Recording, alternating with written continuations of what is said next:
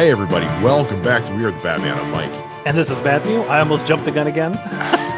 If you're listening to this episode, it's because we banked this one. This is one that we banked, but we still think it's one that's it's one that I think. Let me be very clear. This was all me. this was all me. Matt has nothing to do with this. We've had a lot of we know that the Clayface movie is coming. Clayface has already featured an episode of Creature Commandos. We've had some news circulating about writer changes. We know that James Watkins is attached to direct, so we're going to talk about that. And but I have a case for Clayface I'd like to make, and we'll get more into that in a little bit. We also thought it would be a good time to give you an idea of when we're recording this. It is Monday, May 12th at 2:45 p.m. We are 2 days away from the full trailer for Superman. So we haven't. So if we don't reference anything about the Superman trailer, that's because this has been a pre-recorded episode. Yeah, we literally just had the Peacemaker season 2 trailer a couple days ago on Friday. So so that's where we're at. Silence my phone. All right. Yeah. Let's make sure that's quiet. But also we are right here in this time where there was some news going around, some rumors, I should say, going around that Matt Reeves was out as the director for the Batman Part 2 and that would stay on as writer. And we had just a couple weeks prior to this done a DC News episode. And we referenced that there was something we weren't addressing because who knew, and this is specifically what we were talking about. James Gunn has debunked that spectacularly with a 2-word tweet when somebody asked, "Is Matt Reeves still directing the Batman Part 2?" To which James Gunn replied, "Yes." Huh? Yeah. Look. Unlike some other regimes at DC or other studios out there, James Gunn thus far, since he's become the head of DC, has been very good about that's wrong. So look, unless James Gunn puts it on his Twitter or it's on DC News's Twitter, and then he quickly reposts it or whatever. Reposts it, whether it's Twitter, Blue Sky, Threads, blah, blah, blah, blah, whatever thing, it's not real. Yeah. It's just a rumor. Don't take any of it to the bank. It's not true. And if it's not true, he's also very good about going that's how it happened. Mm-hmm. So I would just say, going forward, rule of thumb, if James Gunn doesn't post it, it's not true, or it's just a rumor, and he will let you know if it's true or not within the next couple days or week. And I would say if it's not something he directly addresses within a couple of days, I wouldn't really worry about it too much. Yeah. To me, it seems, again, this Batman thing circulated for a few days, but clearly it wasn't even on his radar. That's how much of a nothing burger rumor, but also it spread like wildfire. Well, and I think too we haven't talked about it in a while, but it's the fact that Batman 2 has been postponed long past what it probably should have been. There are a lot of people out there that are starting to speculate we're never getting this, because again, it's May 12th. So I think now everybody's well, if we're never getting it, is he even directing it? Every time something goes, it's and look, I think part of the reason for that is it's their way of trying to get some kind of update. It's let's get something going that means nothing to see if we can trick them into giving us something. And but also kudos to James Gunn for not falling for the bait. He was just instead of no, he knows at this point they're looking for us to give them some kind of update. All I'm going to tell them is no, yes, he's still. Shut up. He's still directing this movie that may or may not come out. Relax, guys. Yeah, I think we're asking the wrong questions here, people. Yeah. Here, I'll put that. I will put that in stone. Yeah. If the Batman 2 is actually happening, it's gonna be Matt Reeves directing it. Yeah. That's not a question. It kind of goes back to it goes back to the Kevin Feige thing of like, if we do Daredevil again, it will be Charlie Cox, lo and behold. Yeah. So keeping that all in mind, we're gonna just move on from that and get into what I really wanted to talk about today, which is Clayface. Clayface is a character that like I like it's like Mr. Freeze Clayface for me in terms of like my favorite villains. And Clayface is definitely, you know, James Gunn and his direction with the DCU seems to be different. Let's try and do as much as we can that we haven't done before. It's really easy to fall into and to backpedal and fall into your same habits of Batman villains, especially when we've already just now had the Riddler again in the Batman and Catwoman, you know, by, you know, whether you want to call that a villain or not. The Clayface is one that we've seen in popular. He's a little more well known, but a lot of that's mostly thanks to Harley Quinn, where he's kind of, you know, I mean, granted, one of my favorite parts of the show, but he's kind of the laughing. He's the comedic relief. Yeah. And I think I've always pitched that, you know, you want to do Clayface, you do it as a horror movie. You give me a Clayface Batman horror movie, you know, a serial killer hiding and able to hide in plain sight as anything from the guy at the ticket counter to a mailbox, you know, like it's I've also always said it should be Charlize Theron, but you know, that's another thing. So I'd like to make a case for the idea of Clayface being, because I know people think it's a little weird, like Clayface getting his own movie before in the DCU, before DCU's Batman. Like I realize, like on paper, that's a weird concept, but I think there's a case to be made for it to be Clayface, and also for this trend to continue. If Matt is open to me basically waxing poetic for a while, because that's as long as you let me interrupt for a second. Yeah, please. I will let you interrupt as you need to, because I don't expect Matt to just sit here and just take everything I'm going to say with a grain of salt. Like I told Matt ahead of time we were doing this, obviously, because we talked, and I said, like, you know, I want you to listen. I want you to react normally if you're on board or not. If you've got a counterpoint, great. If you want to prepare ahead of time, you know where I stand.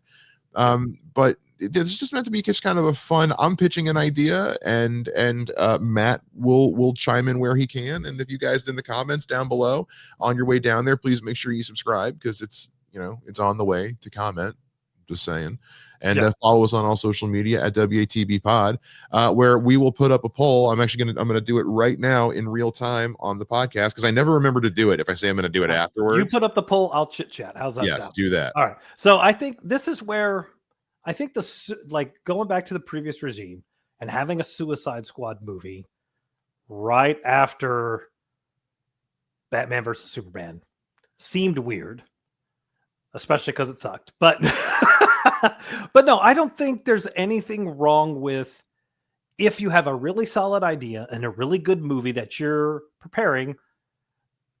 I don't care if it's a villain movie, as long as it's good. And I don't want to say it has to build something, but I have a feeling that's what everybody wants. They want every single film and every single story, every single series to build toward the grand scheme of the universe, which is good and bad.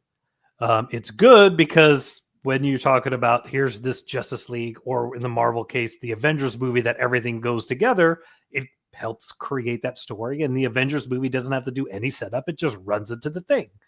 With the DC, if you give Clayface his own movie, then either one, we want that end to dovetail into the thing that's coming next, be it a Batman movie or another villain movie.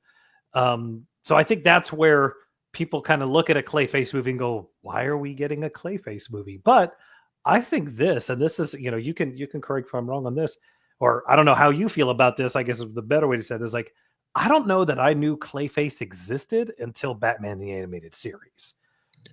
Well, I think that's the case for a lot of people. I mean, for me, absolutely. And that's again, that's the grain of salt we always have to play with when we talk about you and I's origins with some of these characters, because, you know, for the majority of these, my introduction was the 90s animated series because.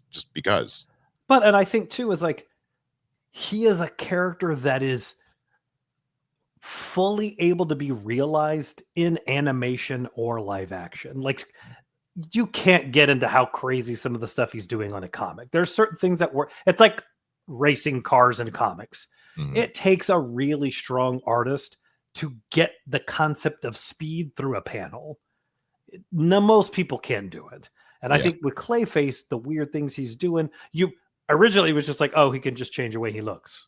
Like, okay, when we watched Caped Crusader, the way that they did Clayface and that was more attuned to what Bill Finger and Bob Kane came up with. He was because he's from like the OG, like he's an OG Batman villain. Clayface in general is not this version specifically, but can you imagine in 1940 if they were like, so we've come up with the Batman and the Joker, now I got this idea for a new villain. Really? So what is he, some kind of like evil crazy scientist? No, he's a giant clay monster that kills people and then replaces them. Y'all need therapy. Where did this come from? And his arms can turn into blades and different things. And he can make little kids that fool Robin into thinking they're alive. I think a lot of that may have been like post-crisis kind of thing. Or not post-crisis, Silver Age. More kind of thing.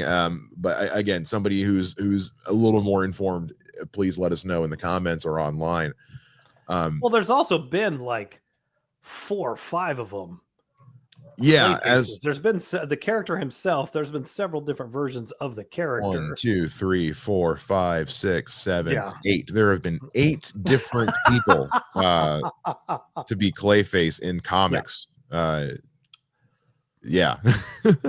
I think that's the thing too. And then each one had something different, did something different. And I do like, I love the fact that in that early aughts the Batman cartoon, that his buddy who was a cop was the first Clayface. The thing with the cop was I remember watching that show the first time and be like, oh, okay, didn't see that coming. Okay, that was different. So my case for this is basically going to be, I want to start off with why I think. I'll start off with the grander ideas, like why I think just using the villains before Batman is a great way of going about it.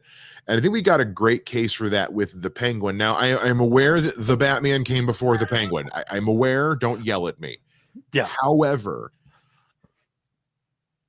when the bat signal goes up at the end, literally right before the final episode cuts to black, every reactor I've watched online, every review that I've read online, every person I have talked to who's like into it has said, like, by the time that bat signal comes up, you are, as a viewer, pissed and you want to see Penguin get got.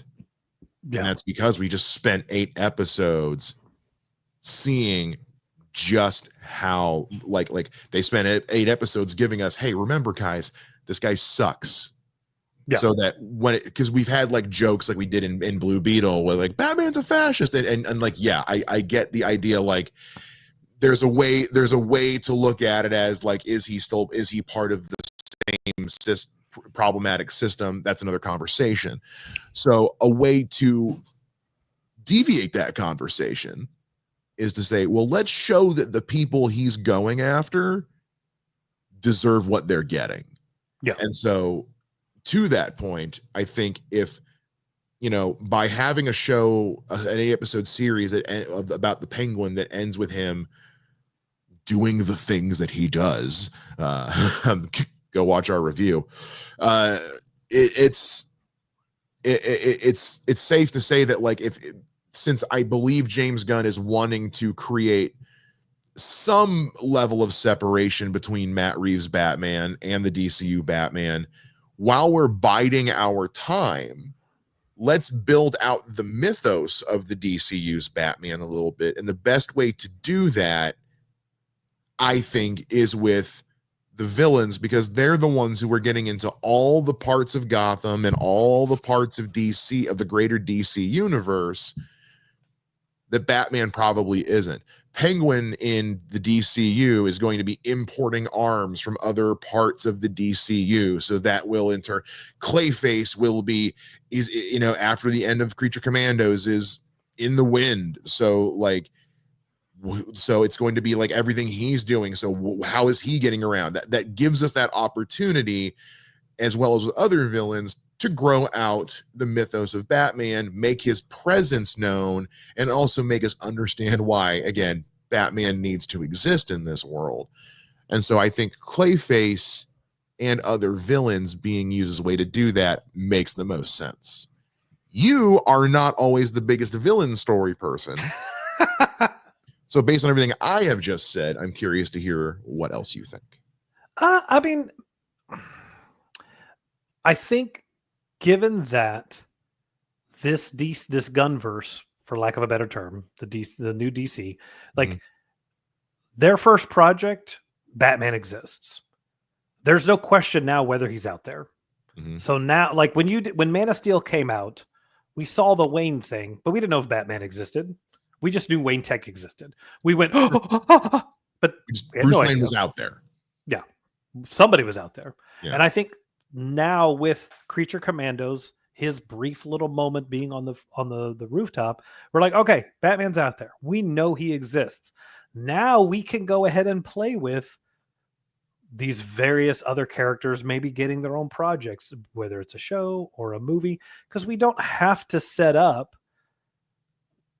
what Batman's doing. Like, especially now, look, we've had how many 4 live action reboots of Batman in film alone. We do not need his origin. So you could go into a Clayface movie and know, like, oh, it's just a matter of time. And what I was thinking about is one of the coolest bits in Batman Begins is when Batman first appears and you don't see him. You see all the criminals reacting to him and getting freaked out and running away and trying to do something. And it would be interesting if this whole Clayface movie, I mean, I'm not trying to like write my own version of it, but what if it's him on the run because he knows Batman's on his trail?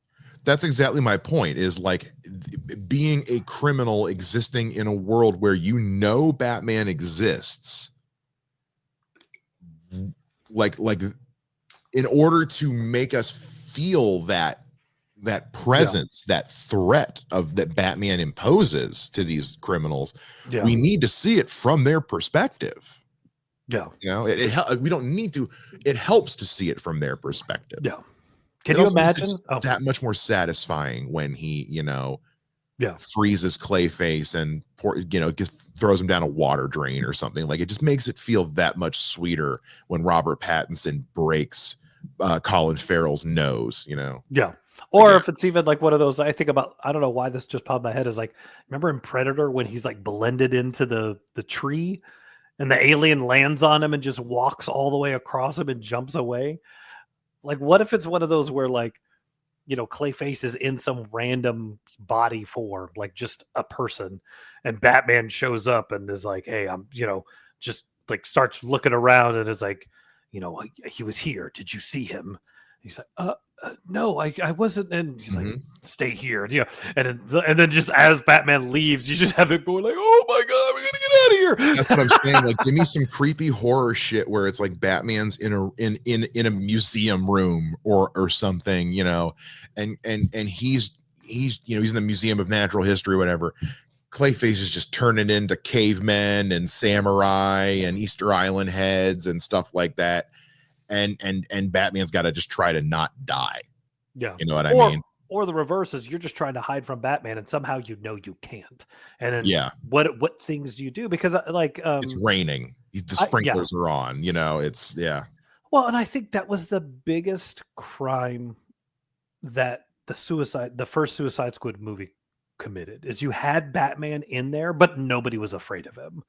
Like, I think about the cartoon Suicide Squad where they're going to, you know, breaking into Arkham or wherever they're breaking into, and Batman just shows up randomly and they're all scared, you know, shitless of him. Yeah. And I'm like, you could have had that. Instead, you had Batman, don't do this in front of your daughter. Yeah. Like, Well, what? it's because You that just was tried to kill Superman. Why did you stop to slap him? and it's because it was such a big part of, and that you can tell the difference too, because that animated one was from the same people that did the Arkham video games, and like Yeah. the fear aspect was such a big part of those games.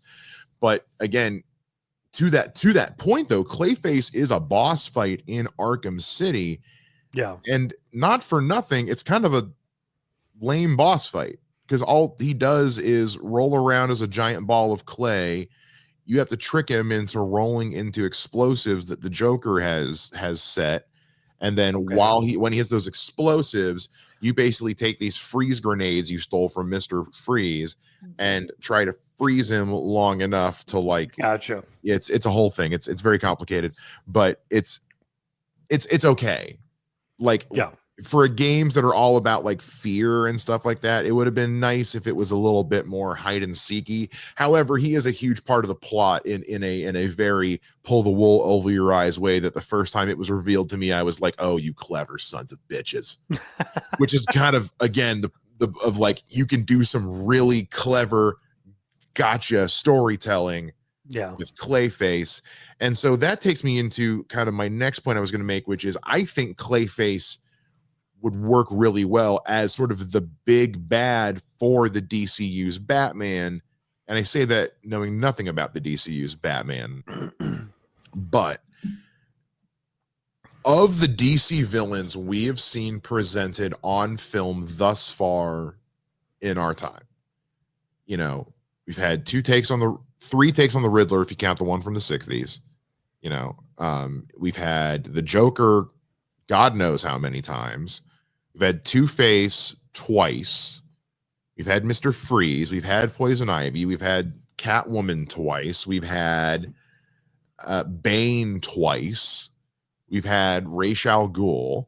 And, you know, with Matt Reeves, the Batman, again, we're on one of those Riddlers, but we're also focusing very heavily on organized crime, you know, and our second iteration of the Penguin. So since James Gunn's DCU seems to be focusing mostly on grandiose and different, I think Clayface is a different enough from anything else they've done with Batman thus far.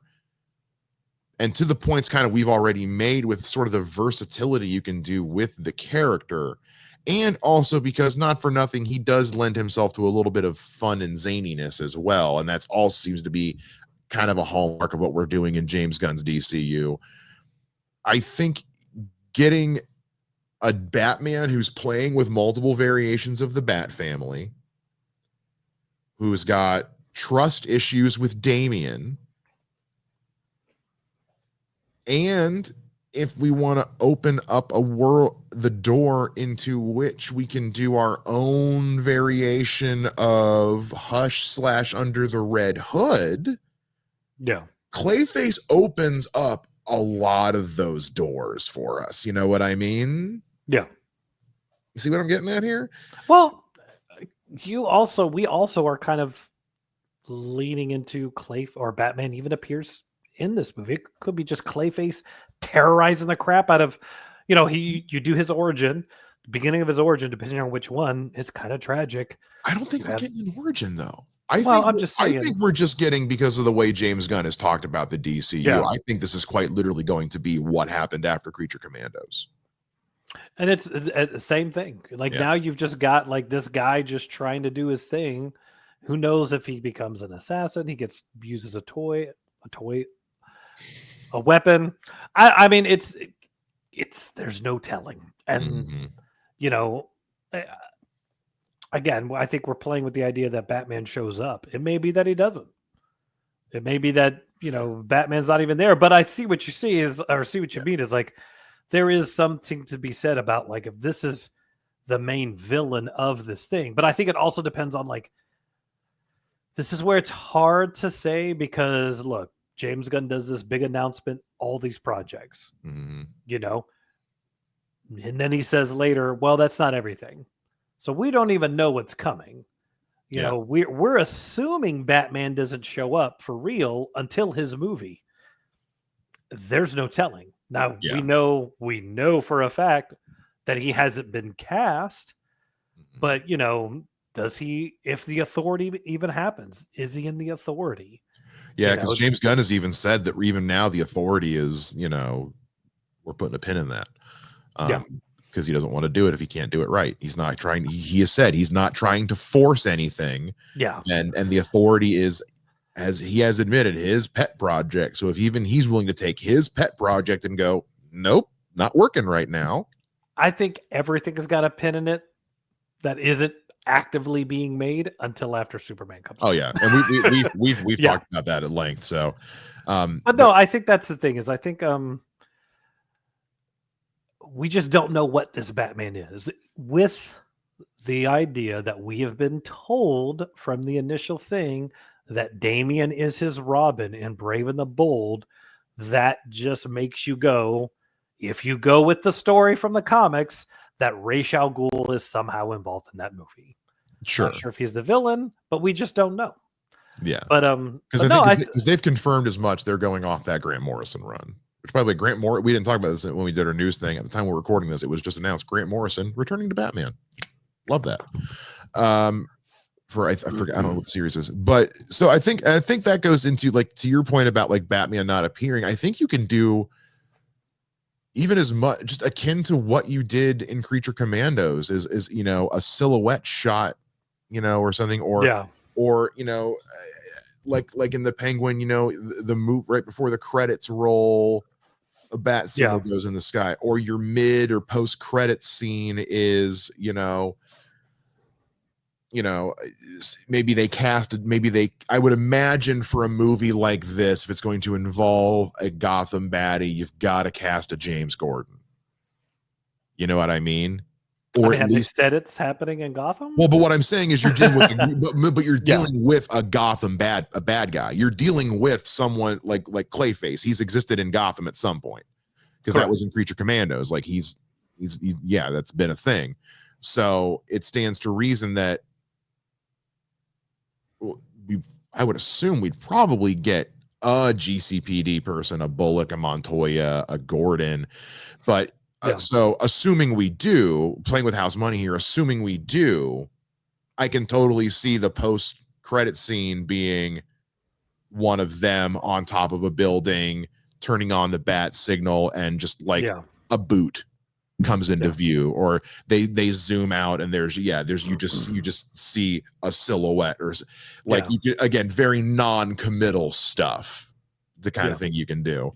This could even be not necessarily Clayface's origin, but the origin of him being Batman's villain. So that could still, the movie could still end with him getting to Gotham, and then your post-credit scene is, okay, we're giving this one to Batman, basically. Yeah, like this has gotten beyond us. Call him. Yeah.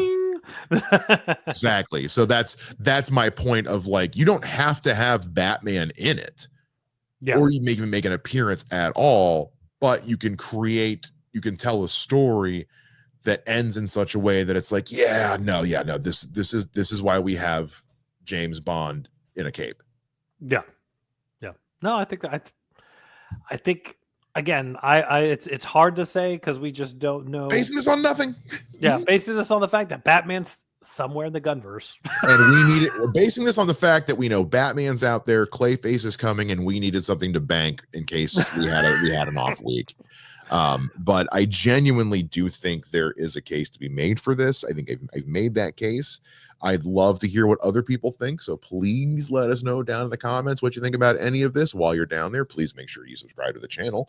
It's on the way to the comments thing. You have to literally scroll past it. So just do it.